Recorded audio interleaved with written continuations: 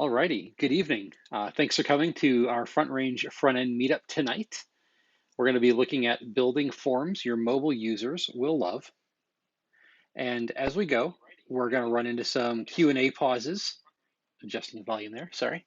And so you all know we have about a 30-second delay between when I say something and when you see something. So if you have questions, have them ready at the parts where I pause and we'll get to as many questions as we can. And of course, at the very end, I'll make sure to go back and catch anything that you may have asked that came in a way that I didn't see the delay before we moved along. So I'm James Steinbach. I'm one of the co-coordinators of this meetup and front-end engineer at Auth0. And tonight we're going to be talking about building forms that your mobile users will love. Mobile devices often present the greatest limitations to users, especially filling out forms. So it's really important that we give them a good experience. Mobile devices also come with some of the coolest features to help users fill out forms. I think with web applications, probably 80% of the work we do is building forms and managing the data that goes through them.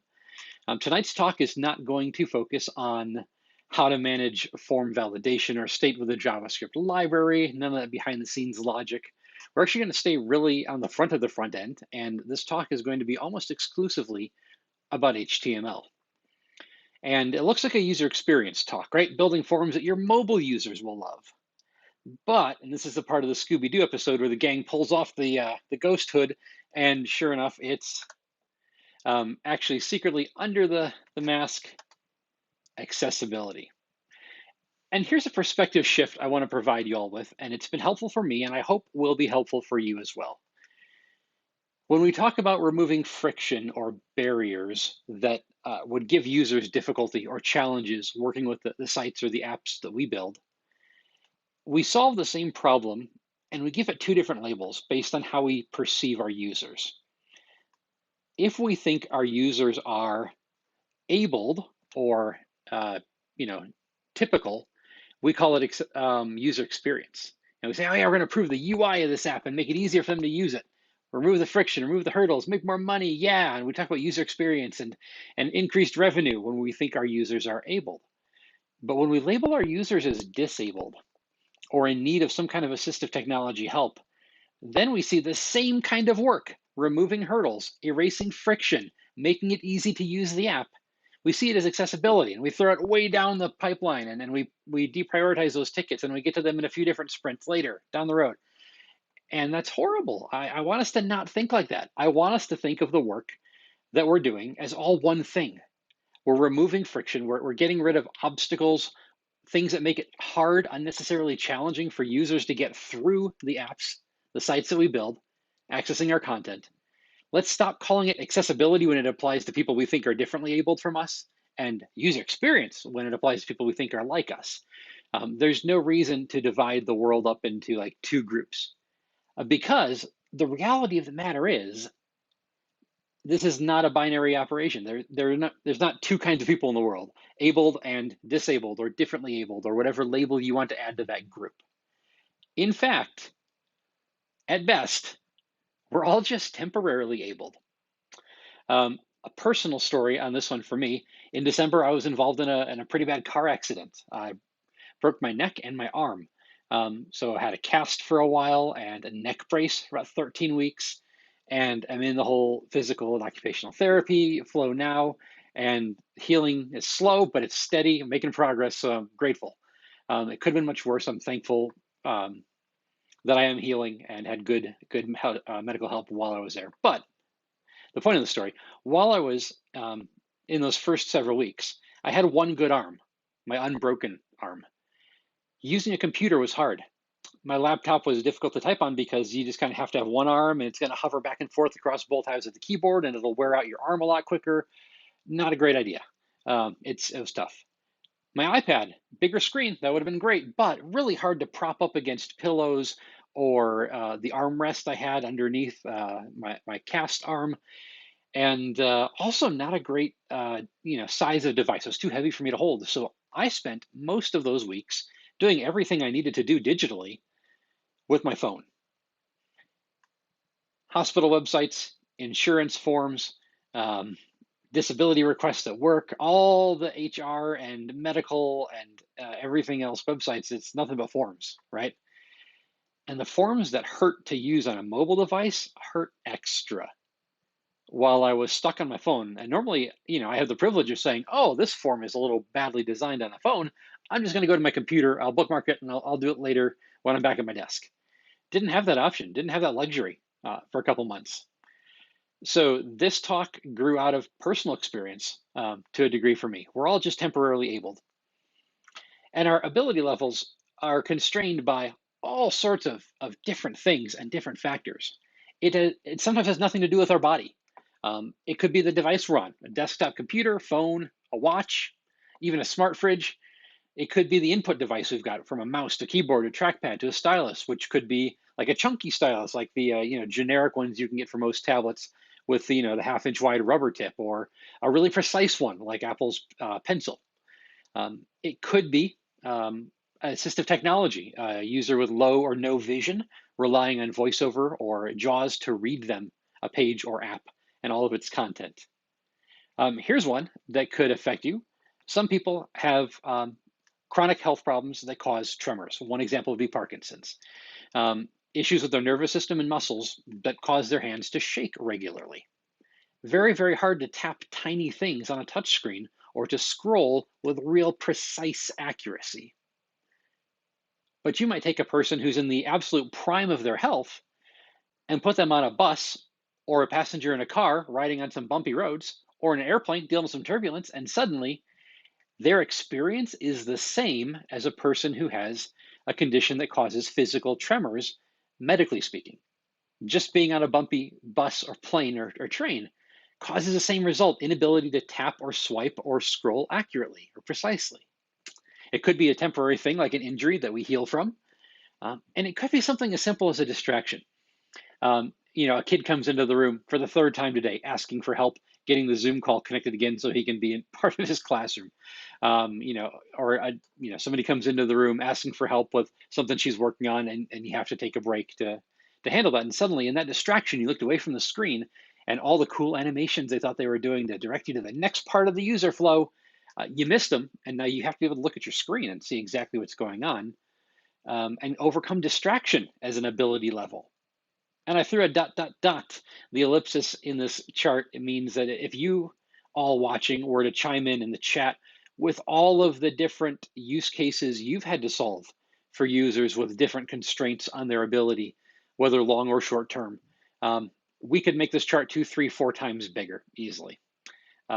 There's so many things that affect how we operate our digital devices, how we interact with apps and sites and content on our devices. And when we have this much complexity, there's a tendency for us as developers to kind of feel overwhelmed by that, right? We think, oh my goodness, these are so many things. I see all these different use cases, and this one's going to need a media query, and this one's going to need a JavaScript polyfill, and this one's going to need a fancy media query that's not supported on all browsers. So we're also going to have JavaScript detection for different browser strings, and this one's going to need a different media query. And we come up with all these like one-off solutions, and we really, as developers, I think, struggle with feeling that complexity. In tonight's talk, what I want to do, though, is kind of take some of that burden away. I know this is a complex problem. I recognize it, and I recognize and I validate how it makes us all feel. It can feel really overwhelming to consider everything we need to do for all of the users who need or want to access the content in our sites and apps. But I want to provide a framework that at least mentally, at least cognitively simplifies the solution. There will still be details in our implementations that may be challenging at times, parts of a manual or user testing that are difficult, to be sure. But I want to simplify the way we think about this so we can approach this problem with less of a mental hurdle. And here's a simple solution I want to recommend us toward, and the 3 awesome benefits it comes with. First off, the solution is use semantic markup as a starting place. If you use semantic markup, you solve so many of your problems immediately. There is so much. For example, I'll give the easy case study that everybody likes to mention. If you use a button element and hook up some events to it, You are simply by using the word button in your tag name, solving a ton of accessibility and user experience issues that you would have to work really, really, really, really, really hard to implement in JavaScript and CSS if you attempted to use a div with a click handler. The button comes with so much for free in all browsers. So this is what I'm talking about, using semantic markup. And tonight we're going to talk about not tags. We're actually going to focus on attributes, their semantic weight and meaning, and how we can use them to build awesome forms. And here are the 3 awesome benefits. The first one may surprise you. This talk was not sponsored by BuzzFeed from like 5 years ago. But the first big win is you get to worry less about ARIA. And you might think, oh, James, I've been reading about accessibility, and it seems like you have to add a lot of ARIA attributes all over the place to get things to work just right. Yes and no. Again, if you're using semantic markup, good. If you're handling UI interactions that aren't handled by native elements like dialogue, modal, a little pop-up window kind of thing, or like a tab interface, then yeah, you end up needing a good deal of ARIA to handle that. But for forms, which are native to the web, we don't need that. We get to worry less about ARIA. And here's a good rule of thumb. The right amount of ARIA attributes for you to be adding to your apps is as few as necessary. HTML support for native attributes, not the ARIA spec, but the native HTML, the regular HTML spec, is far better. There are still to this day between screen readers inconsistencies in how ARIA attributes are implemented. But native HTML, the core specification, is implemented with much more consistency. So if ever there's an opportunity for you to do something with an attribute or a tag, or a bunch of ARIA things that also get the same place, stick with the native one. Secondly, we get to write less JavaScript, and that's awesome. Many of you, I think, watching are JavaScript developers. You've been working in React or Vue or something like that for a bit. And that's great. Again, like I mentioned earlier, when you use the right native elements, you need a lot less JavaScript to make things work. And less JavaScript is a win for a few reasons. First off, it's less code. So your users have less to download. Bundle sizes are automatically smaller if you can just stop yourself from writing the code in the first place for good reasons. And that's great because it means less JavaScript for you to test as well. All those failure points, every new line of code adds points of failure and tests you need to write to make your code base change safe. So writing less JavaScript is a win on that front as well. And then it's just less work for you. Less code you write is less code you've written, more time you have to spend on other things. And then the third win, and this is one I think is super awesome. This is future-proofing our apps and our sites in a way that is bigger and better than anything we can predict. When we stick with matching the HTML specification and the work we do, and using the built-in accessibility and user interface controls that are baked into HTML, we're serving things that work for current browsers across the board.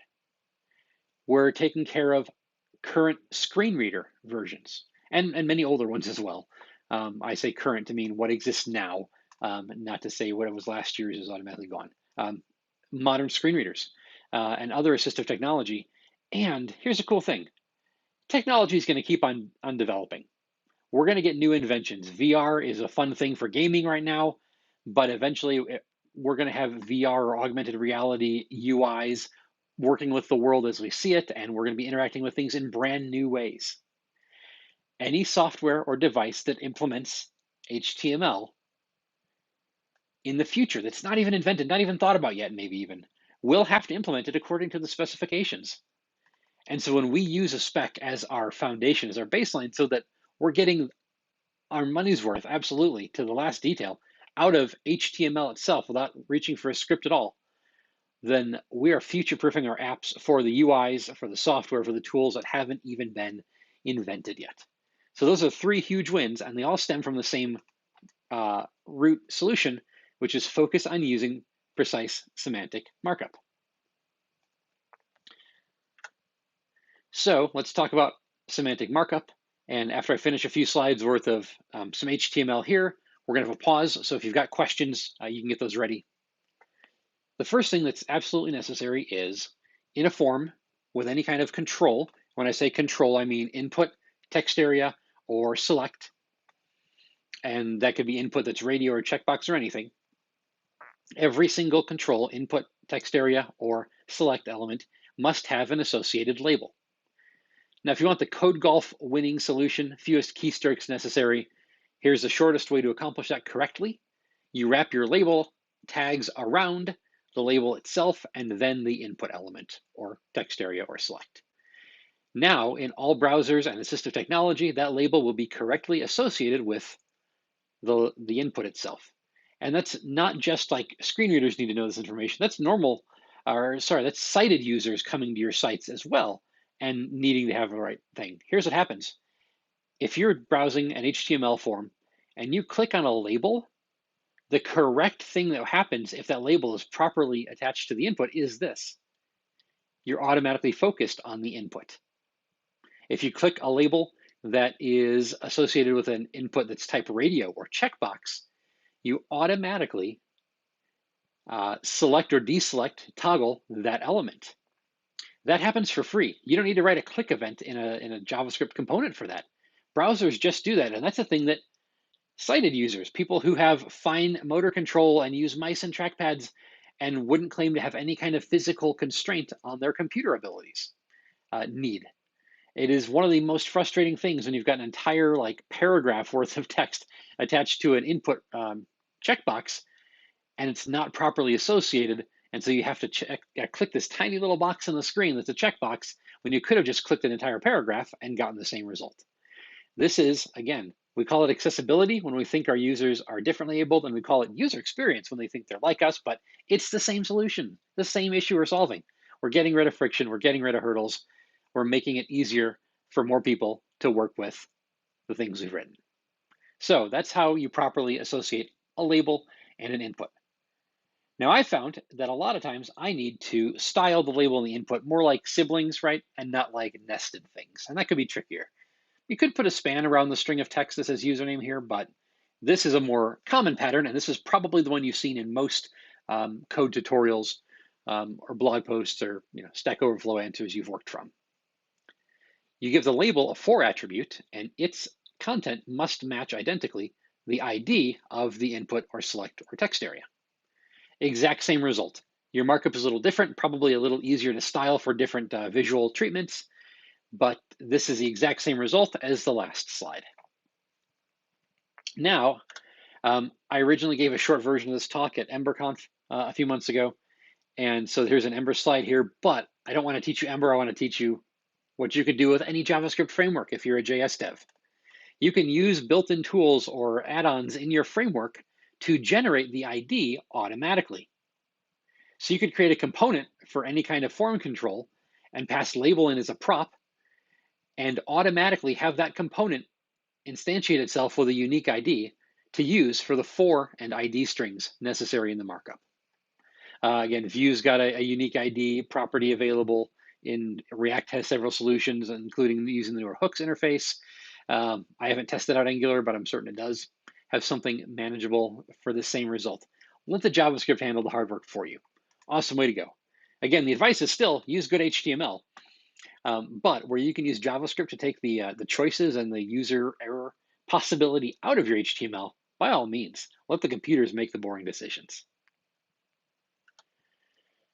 Now, one last piece of the pattern, one last layer on our puzzle here. Sometimes you have an extra paragraph of text that also is connected to an input. Maybe this is a hint that's visible ahead of time, or maybe it's an error message presented after a validation event. If you have an extra paragraph or two of text, here's what to do. Give that paragraph or paragraphs an ID each. Of course, normal HTML rules apply. All those IDs should be unique. And then here's the only ARIA attribute we're going to look at today. On your input or text area or select, use ARIA described by and put the ID or IDs of any paragraphs that describe that control. And now for a number of screen readers, you're going to provide semantic connected error messages or content hints. Very, very helpful. This is the HTML we need to know for any device. And you're like, oh, James, get to the mobile devices. And I will, don't worry. That's coming right next. So I'm gonna pause for a few minutes here and do some small talk pitter patter while I wait for folks who have questions to drop those in the channel, given again about a 30-second delay to see if any questions come in. So while that pause is happening for you, this is kind of the foundation. Anytime you want to use form elements, controls, here's your baseline. And this applies to anything. This works in normal browsers that you would expect a cited or maybe your most common kind of user to be running. This affects screen readers and the way they present content to users. And anything, again, like I mentioned, that hasn't been invented yet is going to follow the same pattern, and the same code pattern will apply for associating labels and controls and also adding descriptive text where necessary. So I'm not seeing any questions come in yet. So with no further ado, we're going to jump into the HTML attributes that we're looking at tonight. And we're going to look at 3 of them and how they connect to the accessibility part of the HTML specification and what results they have for your end users in a real practical way. And once we do that, then we're going to get into the case study part of tonight's talk. And we're going to look at a bunch of examples on how you might take different kinds of form input and use these attributes the right way to give mobile users the most streamlined experience you can provide them. So, first attribute to look at is the most obvious one. You might not have seen this coming because it almost feels too obvious. If you've written an HTML form at some point in your career or learning path, it's almost guaranteed you've written the type attribute on an input. This is what turns an input from a string of text, type is text, to a kind of control and an input that can validate on your browser, on your own devices. Inputs for email addresses, type is email. You can have type tel for telephone numbers. You can use radio and checkbox for your type, and you get different kinds of mutually exclusive or overlapping control sets that way. There are a handful of other types, and we're going to look at a few later that are pretty common and pretty helpful. Type semantically identifies what type of value of content this input accepts and tracks. We're all about, when we can, typing input output in our code bases. Many of you are probably familiar with TypeScript, and are you using TypeScript in your projects to ensure that things going in and out of your functions are working correctly because they match the right types. HTML can type content in form controls. I mentioned browser-based validation. There is a technology, not a lot of people rely on it heavily, but it exists. It's HTML5 native validation. Basically, any modern browser, pretty much code for anything but IE 11 and down, will do native HTML5 validation. That means if you put a type that defines a format, like email address, for example, the browser can validate your inputs while you're filling out the form. And there are CSS selectors attached to that, :valid and :invalid pseudo selectors that will allow you to style your inputs to match your design system precisely when an error is present in a form field. A lot of people and a lot of developers don't rely on HTML5 validation for a couple of reasons. One, you might still be supporting a version or an older browser that doesn't have it. Or 2, your validation goals are more complex than what a browser can do natively. That's totally fine. There is an HTML attribute bonus called noValidate. And if you have a robust onboard client-side JavaScript validation pattern that you intend to use because of the needs of your app and your forms, great. You can turn off native validation so you don't run into any conflicts or areas where your validation library and patterns slightly differ from the ones that are browser native. So whenever you can let the browser validate for you, cool, that's less JavaScript, right? But if you have needs that are more complicated, you can also use the noValidate attribute on a single input or on an entire form or field set wrapper to disable native HTML5 validation. So type can control that validation, which is pretty handy. And it has the ability to suggest more specific labels or verbal content for screen readers to present to users who are listening to the content with those apps. Here is a screenshot, and it's a small one. I don't mean for you to memorize this. In fact, I'm only showing this as an example of what's in the specification right now. This is the AAM, or the Accessibility API Mapping specification, the HTML version of that. There are a few different flavors, and this is from the HTML core version. When you use, in this case, the top line shows you what the input is, input type, date. It says there are a number of things that are provided for free.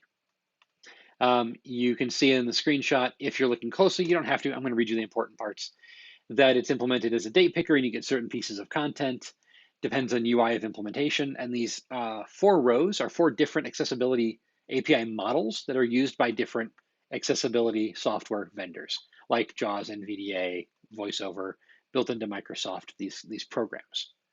But one thing I want to point out at the bottom is an AX role description value in the AX field, date field. When you use type date on an input that is meant to be a date, screen readers can communicate to users, this is an input that is a date field. And they can provide clarifying information slightly more nuanced, more precisely than only reading your label and announcing that it's an input. You can get a screen reader to give slightly more precise, and support for that varies. Not every screen reader reads date field out loud, but the point is this, you're giving them the possibility to. You're giving the screen reader the right instruction to communicate the right thing to your users. Want to clarify one detail though, the label is the winner, okay? Absolutely make sure everything necessary for any user to correctly complete the form is part of the label or that associated paragraph of text I showed you 5 minutes ago. Here's an input that's in the type number state, and it has some different implementation options, either as a spin button or a text input. We'll talk about those later in the practical case study zone. And here are way ARIA mappings to use depending on how it's implemented. In other words, you don't need to add a bunch of ARIA attributes. The browser is going to correctly communicate to the screen reader or any assistive technology via HTML that this as a number input needs to be treated a certain way for users relying on assistive technology. So all this accessibility mapping and things you might be tempted to grab an ARIA attribute for, they're already covered by using the right type. HTML does a lot of heavy lifting for us without us needing to get really complicated with it. Another great one I like here is autocomplete. This tells browsers what user data points to offer as autocomplete options. It's also mapped to accessibility, the state of autocomplete being available or not.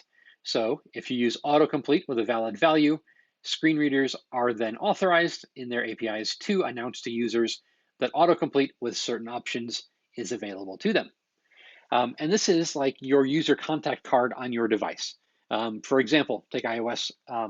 As a user, you can create a contact card, put all your own information in there, your work number, your home number, your cell number, if those are all different. You can put in multiple email addresses, your freelance company and your regular personal one and your professional job one, and you can have all this information attached to your contact card. Super cool. With the autocomplete attribute, we can tell browsers, especially mobile devices, which data to pull from the user's contact card and offer as an autocomplete option. We want to make it easier for the users to fill out the forms. And what's easier than typing? Not needing to type at all, just tapping for autocomplete. Autocomplete is also used by Password Manager browser plugins. So this affects desktop users as well. When you have autocomplete for password, that tells 1Password and LastPass and these other apps, hey, this form has a place for you to offer a password as an autocomplete option, and they'll jump in and make that. They do a lot of really good guessing on where to offer you passwords and usernames based on simply input labels and types, but autocomplete just makes it that much more detailed and gives an explicit goal to mobile operating systems and password and other browser plugins. So again, here's a screen cap from the AAM specification. It shows you that when you use ARIA or autocomplete, there's a competing property called ARIA autocomplete, and the last line of this box says that if you use them both, browsers should prefer autocomplete instead of ARIA autocomplete. So yeah, but if you use this, it communicates a state in MSAA and ATK models, which is state supports autocompletion. And that can be communicated, again, aloud by screen readers or any, even beside aloud, any software, any UI that hasn't been invented yet again, can communicate this in a way that users will understand and appreciate. The third attribute, and after this one, we're going to pause for a minute, so if you got questions, get them ready. The third attribute we're looking at tonight is input mode. Input mode is just presentational. There are no screenshots from the AAM spec because there are no accessibility mappings attached to input mode. If you need to control the on-screen keyboard, which is part of the software on the mobile operating system that a user sees and uses to complete a form field, then input mode gives you some control over that. Caveat, of course, mobile operating systems are really smart about doing this correctly anyway. If you use type email, you don't also need to use input mode email. Browsers already infer from the type that they should be showing the email flavored on-screen keyboard. But in cases where you do need to either override that initial goal that a browser thinks is the right thing, or just attach a better keyboard to a text input, there are some use cases for that we'll look at in a moment. Input mode is a really useful property, really useful attribute. So we'll give it a moment for potential questions to show up in chat, and then we're going to get practical. We're going to look at the use cases and talk about a whole bunch of different form field kinds you might need and what's the right way to mark them up to make sure that your mobile users have streamlined and low friction keyboards as much as possible.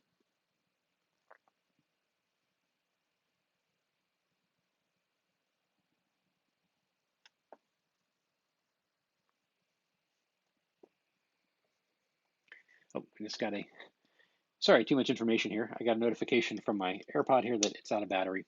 So we're going to recharge that one for a minute and keep going. And then I'll put it back in once it's got more juice. I don't see any questions yet, so we're going to proceed into use cases. I'll start pretty basic here with a username. A username might show up in two places in your app. A sign-up flow, B, a login flow. They need to create a username or they need to repeat their existing username. Input type text is the right type you need for that. When your type is text, nothing fancy or semantic is attached to that field, and there is no semantic like type equals username. Browsers don't have that value for type. So text is all we need. And text covers everything. Username might include numbers, letters, capitals, all that fun stuff. And we're going to give it the autocomplete value of username if it's part of the login flow. You don't use autocomplete username necessarily if you want people signing up or creating an account. They won't have a username saved to a contact card or a password manager if they haven't created an account yet. So you only want autocomplete on here if it's the login flow or forgot password, one of those forms. You don't need this on the create account flow. But autocomplete username will again give password managers a hint this is where your username goes. One quick qualification here, if you are doing the thing that I prefer apps do and using an email address as the username, then you would probably want to use type is, type is email instead. And we'll come back to the screen in a second. But a couple other things that are helpful if you are implementing a simpler username pattern where the user is generating or typing in a username that is probably not their email address. Autocorrect, autocapitalize, and spell check are all helpful, quote unquote, features of your mobile operating system. But on a field like username, where you don't want the caps lock to kick in automatically in the first character, and you don't want spell check to put a squiggly underline underneath the word that's a username. It's not part of any dictionary in any user's language for the most part, typically. And you don't want autocorrect to try and change somebody's username while they're halfway through typing it. We have values that you can use in HTML to disable all of those operating system features. And those are autocorrect off, autocapitalize none, and spell check false. I'm guessing 3 different committees wrote those properties and defined their values because to give a negative value to each of those 3 properties, you need a different keyword. Sorry, that wasn't me. But yeah, and you can put these 3 values also, autocorrect, autocapitalize, and spell check onto a form or a field set element.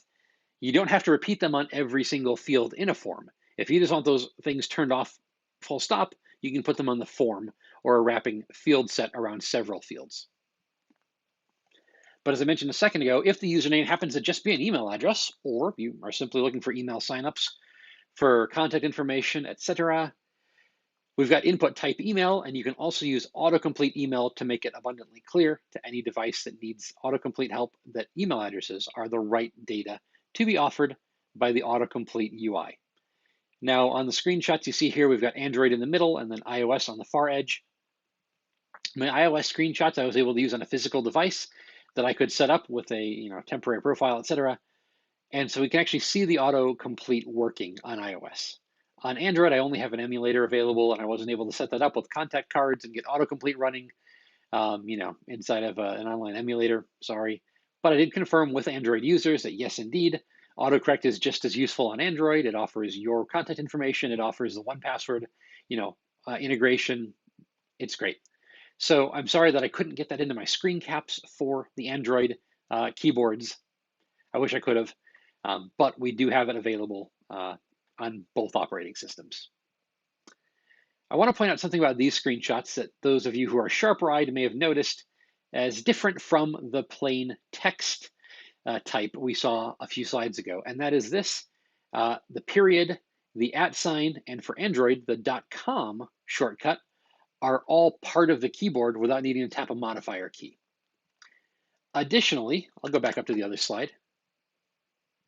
Okay. Additionally, you would normally get a capital letter here. I disable that with auto-capitalize none, but without using auto-capitalize none, in email address fields, mobile operating systems are pretty smart, like, oh, nobody needs to capitalize their email address unless they really, really, really intend to. So pretty handy. When iOS and Android realize that you're trying to type an email address, which again, we've communicated via both type and autocomplete attributes. Yes, a tad redundant, but autocomplete helps in a couple places. Slightly broader support on the on-screen keyboard side of things. We've given the browser a signal, and it says, oh, cool, on-screen keyboard, we're going to customize you a little bit. We're turning off auto-capitalization by default because type is email. And they'll also turn off autocorrect and spell check. Very handy, very, very intelligent, these on-screen keyboards and the way they're programmed. It's also taking the @ symbol, the period, and in Android's case, the URL shortcut, TLD shortcut, and making those part of the screen right away, which again, saves users taps, fewer modifier keys to type, much simpler a way to fill out the form. Many users have telephone numbers. If they're coming to you on a mobile device that happens to be a cell phone, you can almost guarantee they have one. And they're going to need to put that into your app at some point, most likely. There is a semantic type value for telephone numbers. It's tel, which also happens to be the autocomplete value you need for a telephone number as well. That will bring up the user's contact info, telephone numbers, and make them autocomplete options, including whatever label you've assigned to them in your contact card. Very cool. It'll show you all the numbers. It'll give you the symbols like star and pound, and it'll even have the little alphabetical keyboard underneath each character. Now, here's what's awesome. If you're working on an app that is being run or used by users around the world, the telephone on-screen keyboard automatically adapts in mobile operating systems to the user's own language and localization settings. So you don't have to think about, well, oh man, in Greece, do they have different letters underneath the numbers on their phone? Or is there maybe like an English-speaking country? I don't know, like New Zealand or something. Who knows? I don't know what happens in New Zealand. It's real far away. I know hobbits are there. That's all. Do they maybe use the numbers in a different order, or other languages that use English or the Latin characters we're used to in English? In French or German, do they put the letters in a different place? Or how does Spanish handle the nye character? Get the tilde there. You don't have to worry about that. Your user's device will access their own localization and language preferences, and it will customize the telephone keyboard to work correctly in their context. You don't have to get really fancy and load a JavaScript localization library and do a whole bunch of UI work to make that happen. You get that for free with Semantic HTML. Pretty cool stuff. Address is another fun one. People often need to give you contact information. Many of us, possibly many of you watching tonight, have built some kind of checkout flow. If you need to use it to provide their address, then you don't need a type for that. There's not a semantic type or a series of type values that map to address data points. However, autocomplete has a number of values that map correctly to various types of structured data that are part of a user's physical address. I've shown street address here on this slide. There's also city, state, postal, or zip code, country code. And when you use all of those correctly, you can kind of see here on the iOS screen how you got a little truncated version of an address. And when you have that shortened version, here's what happens. If you've got 6 fields in a row that are all address data points, street, street 2, or / apartment number, city, state, zip code, country, one tap on the autocomplete button will fill those all in for you. What's even easier than typing on a good keyboard, not having to type, just tapping to autocomplete? Even easier than that, having one tap autocomplete 6 different fields. Super awesome. This also plays into, I believe, desktop browsers and your address profiles you might save to your browser on a computer, and making it easier and more accurate for those tools to figure out the right place to put each part of your address as you're checking out on the web. So address has a whole bunch of autocomplete values. And if you go back in the slide deck, which is available at the link you see on the footer of the slides, jds.li/mobile-forms. If you go back to the slide where I introduced autocomplete, there is a link to the MDN page about it, which lists all the values that are available to you. Numbers. We're actually going to park on number for a moment. This one's more complicated than you might expect. There is an input with a type that is number. It's not the best. Input type number is designed for numbers that need to increment or decrement. So maybe you're building a UI where you can control the font size of a design element on the screen. Type number is great because you can click up and down to increase the font size one tick at a time. Or maybe it's age and you want a user to have the ability to click up or down by a year, that kind of thing. When numbers are meant to be incremented and decremented like that, then type number is okay. Type number comes with some user interface things that are less than helpful if you don't want your number to increment or decrement. Here's what we're looking at. If your number happens to be a credit card number, HTML spec actually says don't use type number for that. The number input, type number, will show little up and down arrows at the far end of the field itself. Kind of like a select will have a drop-down arrow by browser default interface in the corner or the far end of its box. Type number will have up and down arrows there. You can click those to increment or decrement. If you scroll in certain contexts, certain browsers, over a number input, you will end up incrementing or decrementing by scrolling while you're hovering over the element. Can you imagine a user scrolling down a page, hovering briefly over their credit card input that they've already completed, and suddenly changing the last 4 digits on their credit card from 1234 to 8678? Talk about frustration. Yeah, not great at all. So some things have actually a negative impact on even desktop browsing and desktop use. And I'm actually going to update these slides. There's a slightly better version that I wasn't able to get put together for tonight, but from the previous version of the talk, where there's actually credit card numbers, postal codes, those kind of things are actually not supposed to be type number. Those are, per the spec, supposed to be typed text, and it just so happens that they only contain characters 0 through 9. So if your number is a credit card number, credit card validation code, the CVV or CVC, however it's labeled on that particular bank's cards, or a zip code or postal code, you don't want type number. And the HTML specification says actually don't use it, just use text. And you do want to give users, however, especially on mobile devices, an on-screen keyboard that's really easy for them to use. Here's what we need to do. We don't need to change semantics of anything. The semantics of this field is it's a type text field, and just so happens that the text is only numbers. It's not a number you're going to do math on, is another good way to think about it. Use type number if it's a number you want to do math on. If it just happens to be a string of numbers put together, then use type text. Input mode decimal, however, will tell mobile devices, give us the good keyboard for numbers. And here you see in iOS, it looked like the telephone keyboard, but they've used a period instead of the pound and star keys. And same thing with Android, they've dropped pound and star.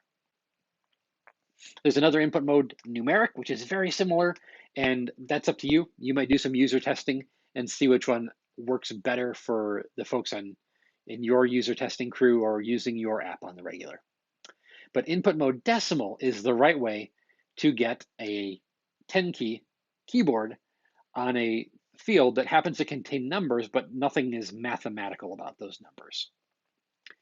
I want to stop for a moment and say, don't do the number one answer you'll find most of the time on Stack Overflow. Okay, too many blog posts still recommend this too. We can't purge the internet, but hopefully folks will realize this and start updating their content.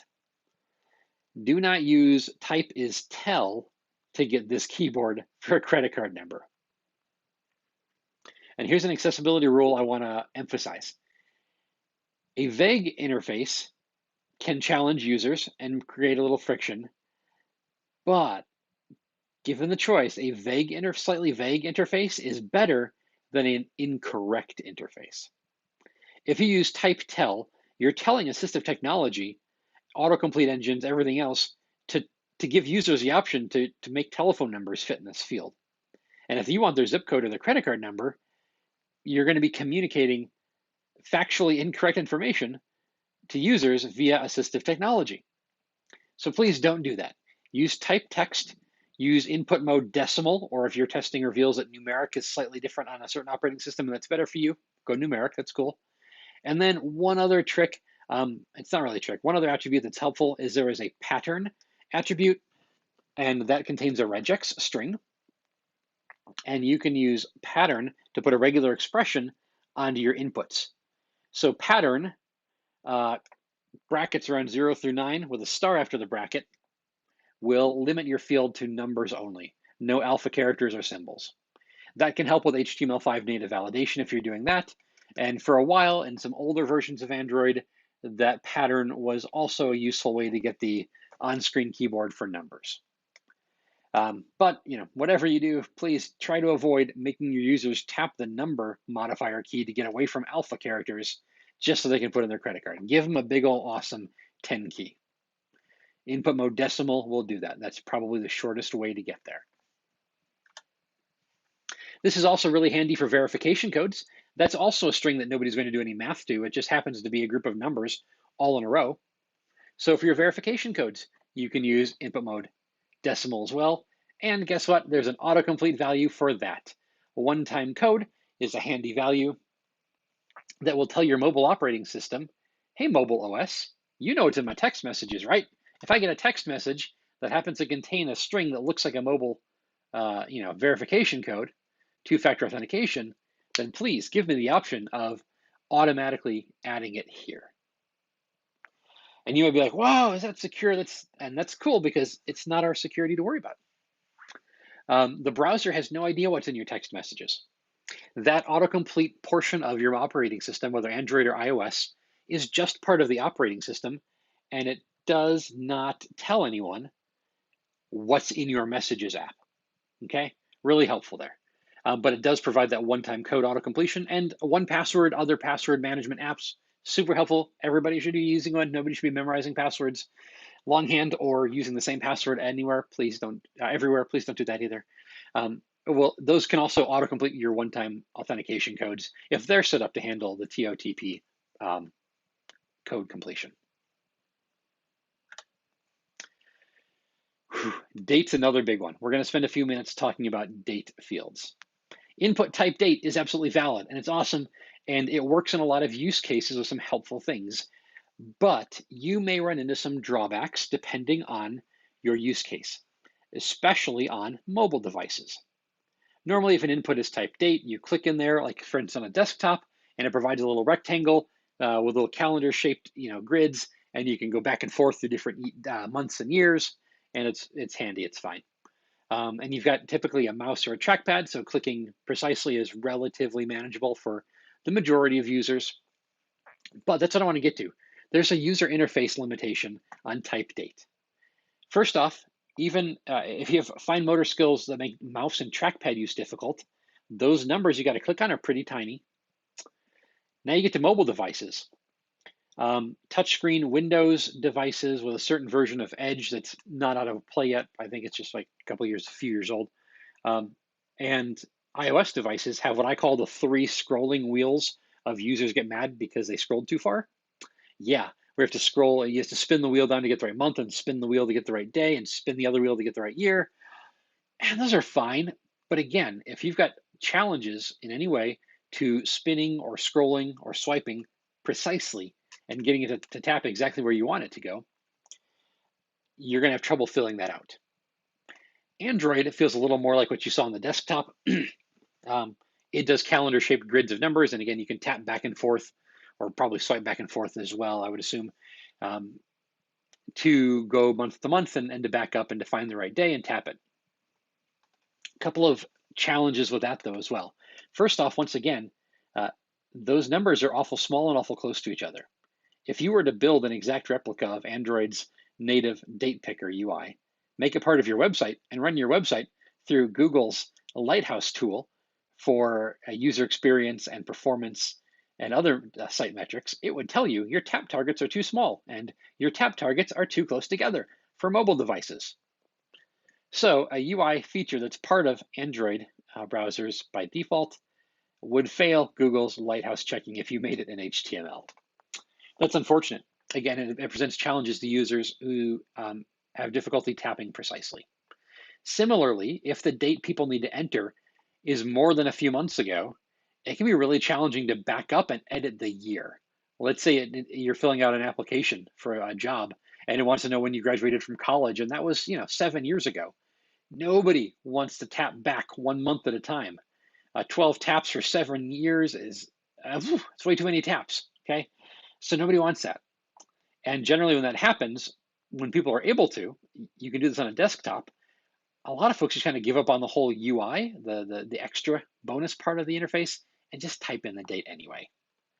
So you might offer your users just type your date the easy way as a default. You can use 3 inputs. Each of them would follow our number that doesn't need math pattern. Type text input mode decimal. You can use min length and max length for on-device validation if you want to ensure that each month and day is 1 or 2 digits and each year is 4 digits. And we can wrap this up in a nice, in a little bit better package up here. If you have a pattern that I call compound inputs, multiple inputs that all serve one data point, then you wrap them all together in a field set and you give it a legend. And the legend serves as a meta label for this entire group of label input pairs.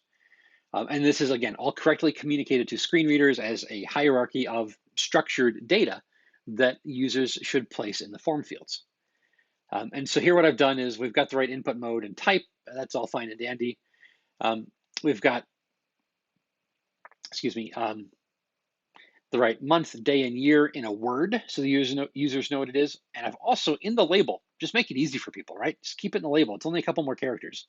I've put the format in the label for each of these fields.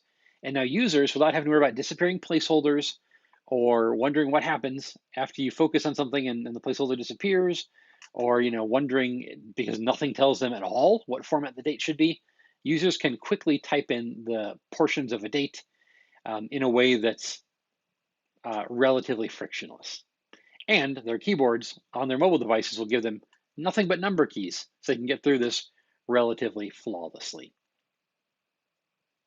Again, this is an it depends moment though. I like this pattern. Whatever you do, don't make a bunch of select elements and have a drop down full of each thing, okay? That's cool. And for the month is 12 options is kind of a lot. For the date with 30, usually 31, but 28 to 31 options, kind of frustrating. And years, people just really don't like, generally speaking, scrolling through a list of years to try and get to the right one. But this is fine. You could also have a single text field where you instruct users on the right pattern to use.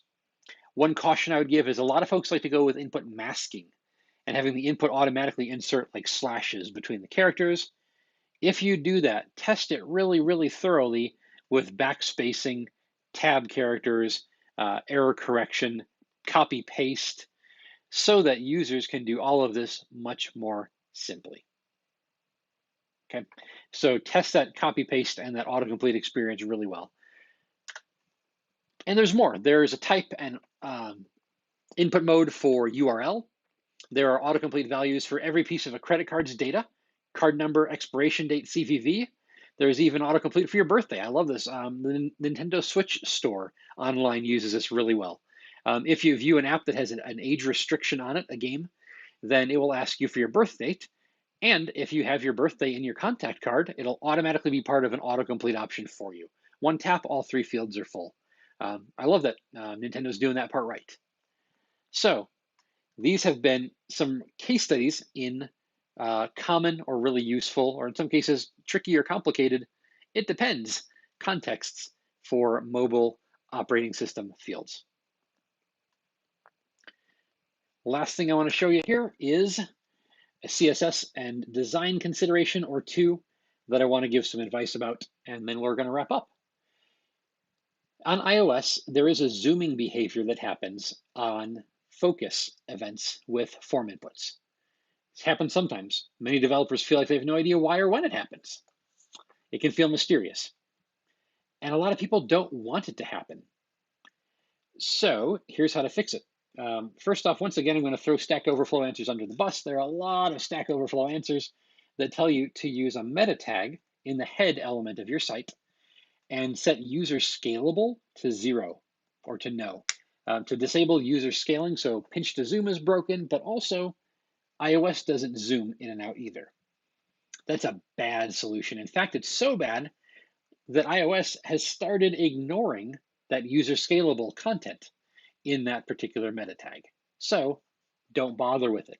That answer, everywhere it shows up on any tutorial or Stack Overflow answer or forum post, we just need to have a bot that auto deletes that, because it was wrong in the first place. When you take away people's ability to zoom and to pinch to zoom on a site, you're frustrating them. People need that for accessibility's sake. But here's the right solution. iOS does that because the font size on that input text area or select is less than 16 pixels. Make your font size 16 pixels or more, and you won't have a problem. And that might create a long conversation with your design team. Chances are strong that your design team is also the same folks who are telling you they don't want that little zoomy animation happening on iPhones. In which case you say the only way to do that is if our style guide can accommodate 16 pixels or larger for the font size of any input text area or select, which is a perfectly normal default. And that's awesome. And I should mention that 16 pixels calculated, it doesn't matter if you use M or rem or any other unit, as long as the math for that size would make it all the way down to 16 pixels, that equivalent. So as long as it's the equivalent of 16 pixels or more, iOS will hold off with the zoom. And that's the right way to fix that user experience problem if zooming is being treated as a problem. Second design consideration, on mobile devices, use a single column layout. 2 columns creates a need for users to go both up and down, or up to down, and left to right, or right to left, depending on their direction attached to their language modes. But it requires them to worry about 2 axes of finding information and of eye motion. Simplify it for them, and as much as possible, just drop everything in a straight vertical layout, and that will reduce some of the mental overhead that gets distracted on figuring out layouts, and just let users hit all the fields in a row. So yeah, if you've got any final questions, now's your chance to get them into the chat. I'll cover some resources and other things, and then we'll say goodnight. So first, I have some awesome resources here, a blog post by CSS Tricks that covers these attributes in a lot of great detail. Then some links from different individual developers. Adams is a thorough page about how to design and style and all sorts of things with form fields, and it's great. It covers HTML and CSS and a bunch of stuff. Super duper. Arslan's is a Twitter thread that, again, has a lot of the same examples and case studies we've covered tonight with a few different ones. And Jerry's post on form design and form markup is, again, super duper, really practical. I've got a link there to a CodePen collection for the example markup that I used for generating all those keyboard screenshots you saw throughout the slides earlier. There's an input builder that lets you fiddle around on the web in a little emulator with these inputs, these input attributes, and see what kind of result they're going to have in iOS and Android. And then there's just an input mode tester that only worries about the input mode, but also a super helpful little online sandbox that lets you select all the different input mode values and see how they're going to make keyboards look for your users. So thank you so much for coming tonight. You have been a great audience, I believe. You've all been at home, so hope to see you all again in future meetups. And I did want to cover a couple logisticsy things. Oh, sorry, this is me. I'm James. If you want to get in touch and talk more about this, by all means, hit me up on Twitter. Drop some comments in our meetup page, and we can chat there. And I'm totally happy and looking forward to continuing this conversation. If you have follow-up questions or additional details you're curious about, and you can find me at JD Steinbach at all the internet places. But as a shifting gears here, changing hats, as coordinator with the meetup, I want to talk about some things coming in the future. First of all, next month, I'm super excited about our June talk. We're going to have crowd favorite Miriam Suzanne back again, and she is going to do a unique talk, a style we haven't had in quite some time, if ever. Miriam's going to come and talk about container queries and new CSS specification that she's been involved with. And it's not just going to be a speaker talking at everyone. We're going to get that talk into Zoom and make it more interactive, more of a Q&A, kind of a town hall style, where you can ask questions quickly and immediately.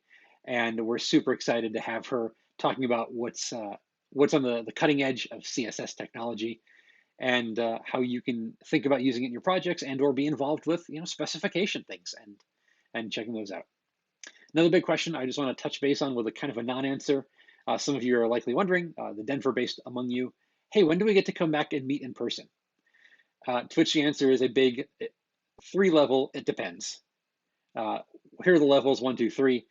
First off, most importantly, your health and safety.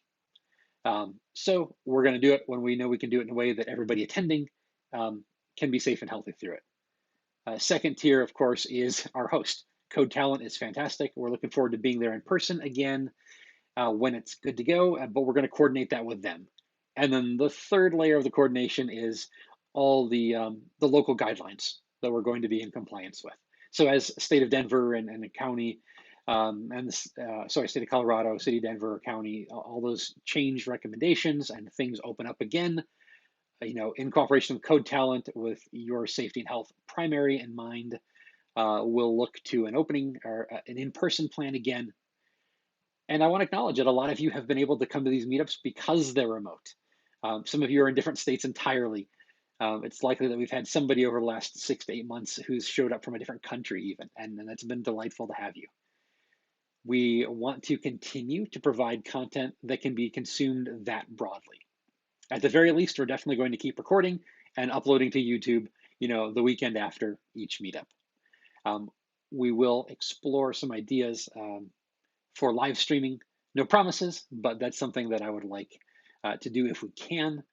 But at the very least, we'll continue to make all of our talks available as often as speakers permit. If there's ever a reason not to, we would inform everybody about that ahead of time.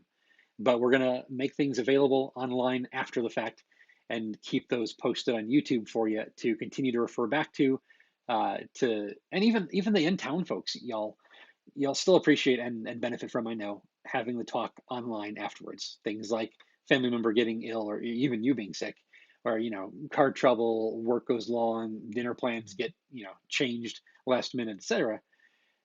We want to make our content as helpful and available to as many people as we can. So even once we're able to meet in the same room again, we still will do whatever we can to provide content available for streaming from anywhere in the world. So that's a lot to say. We're not meeting in person again with any kind of date that we know about, but we are planning to work through all the levels of guidelines and safety and hosting responsibilities, and we will keep you posted as things open up what we are able to do. So thanks so much for coming tonight, and have a great evening. Stay safe and take care, y'all.